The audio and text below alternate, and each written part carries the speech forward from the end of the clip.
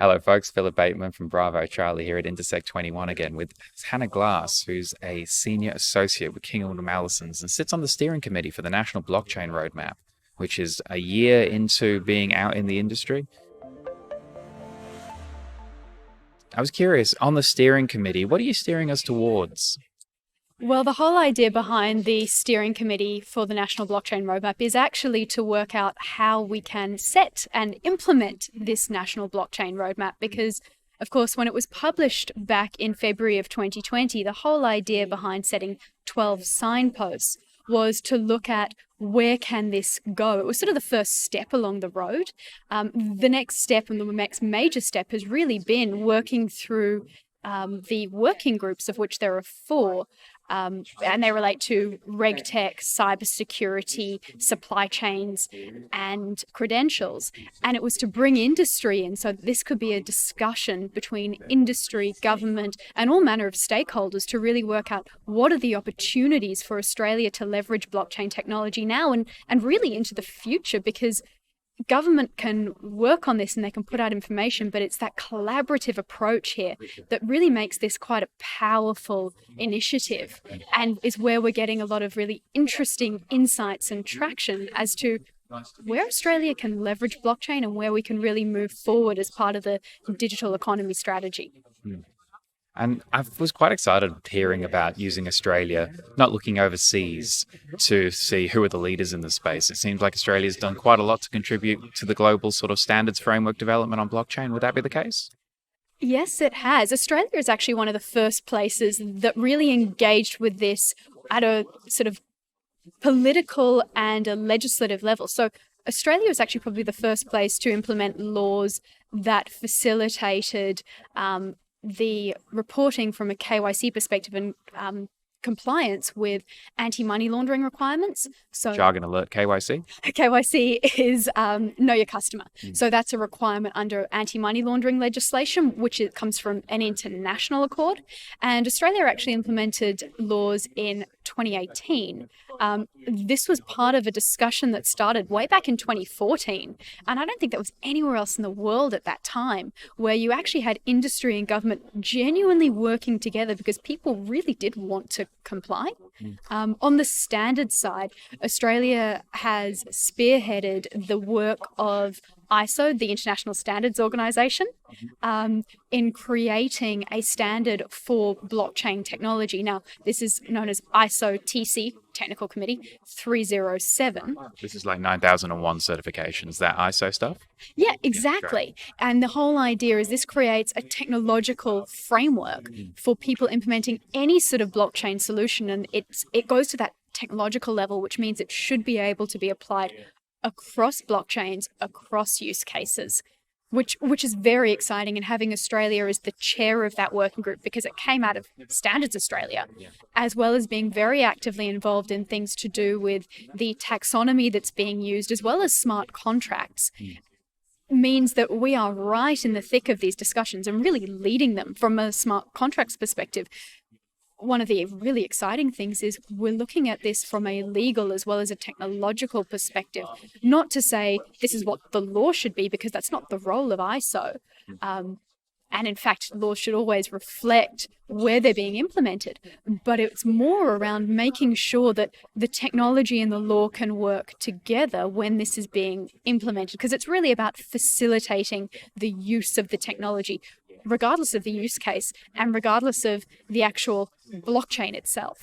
You mentioned, so we've just spent an hour in a round table, which was actually a rectangular table, with a whole bunch of different people from industry. And I heard, it's an agitator in the room, but somebody who was very adamant about we need collaboration, we need leadership in this space. And it sounds like from what I was hearing from the government representatives, there is a lot of collaboration. There is a lot of, I'll be interested later to get to the bottom of what leadership would look like in that regard. I think Australia has always been quite collaborative. We have an advantage because we're not a huge country. We also have an advantage in that our different levels of government speak to one another, which means that we can actually work through things, and there is genuinely a view that this should be developed in a collaborative way. That's across fintech, that's across all areas. It's not just blockchain. with the National Blockchain Roadmap itself, having something that has come from the Department of Industry shows that this is cross-industry, cross-economy, but it also ensures that we're doing something that is not just government setting a policy that is then being adopted by industry. It's everyone working collaboratively. And yes, some say, we need a centralized body, but blockchain's not centralized and it works really well. We actually need that collaboration, and that's key to making sure whatever policy comes out, whatever is implemented, actually works for people who are using this. And we're finding out through the roadmap process all manner of people who are using the technology, who are developing new solutions, where that technology is actually going, and the use cases as well, which we wouldn't have found out if it was just a centralized body saying, this is what we're doing. It's that collaboration that makes this so powerful. And I'd suggest from the perspective that Australia, we do mining and financial services predominantly. If you follow the money, it would be insane not to be pushing this from all levels of both commercial and government. Exactly. And we look at financial services, and that was really the first area where people thought about blockchain because of its history. But there's so many more areas that it's being implemented. Part of the roadmap itself is actually the creation of government grants, and there are 2 grants that are open at the moment for pilot projects. One of them is critical minerals. Yeah. Plays. The other was, I was looking at them both like a few weeks ago. Yeah, the other one's food and beverage, actually. That's it. For taxation compliance with the liquor gin distillation stuff. Excise tax. That is part of it. What's interesting is they both have a RegTech element to them. Yeah. So it's compliance with taxation. I think there may also even be a quarantine aspect there, but I will leave that one up to the people who are looking at it in more detail. RegTech, regulatory tech. So I've never heard that term till I walked into this room, and I like to think I'm smart. So that's pretty much all tech to do with regulation, right? Basically, yes. So RegTech is, of course, a portmanteau of regulatory and technology. What it really means is the use of technology to meet legal, regulatory, and compliance obligations. It came out of fintech, particularly in the anti-money laundering world, where people felt that there was a need to, and there is a need, to use technology to monitor transactions and to monitor information to be able to report to regulators. But there's so much more. If you think about the proliferation of data in the world right now, you need to be able to monitor and manage that. You need to be able to gain insights from that.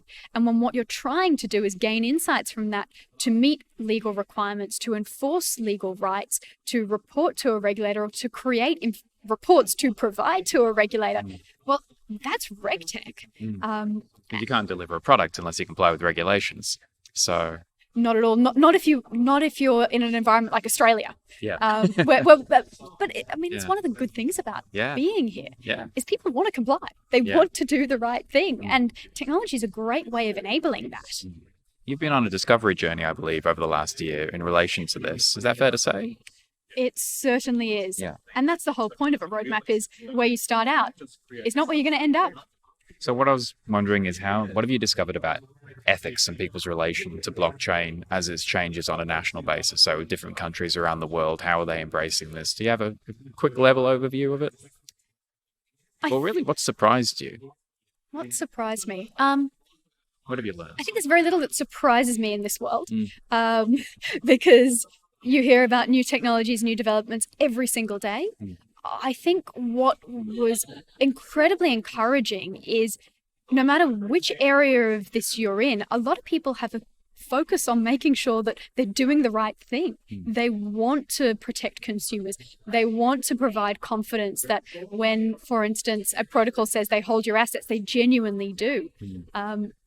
Sometimes the sentiment and the actual application don't align, but that whole idea that people want to do the right thing is incredibly encouraging. And it's one of the great things about where the technology is and where we've ended up is there is a maturity in the blockchain market now, whether that's the use of blockchain as a foundational technology or whether it's even on some instances on the crypto side, that maturity is coming through and it will continue.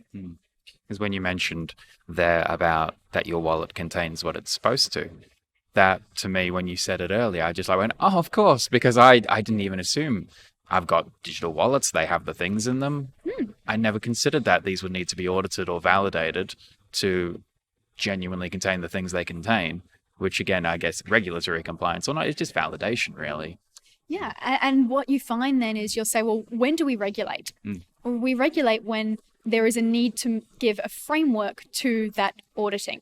So you don't question whether your bank holds your money, because they do. And there's a huge amount of law behind it as to what they have to do, what that relationship is that you have with your bank. But ultimately, as a consumer, you just say, I have a bank account, it's with a bank, my money is there, I can access it.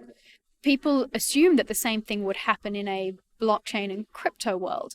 And what's been interesting is there may not be the same regulatory or legal framework in that same way, because we haven't had crypto wallets around for as long as we've had banks.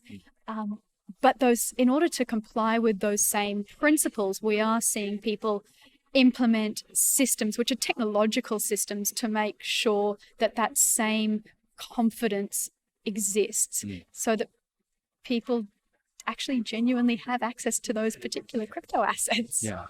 And you're on the steering committee, steering us towards things. What icebergs have you identified that you're steering us around, or that could be out there that we haven't found yet? What's quite interesting is the number one barrier was actually education.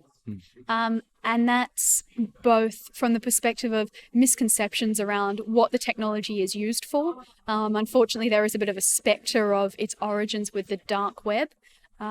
There's been a significant movement since then.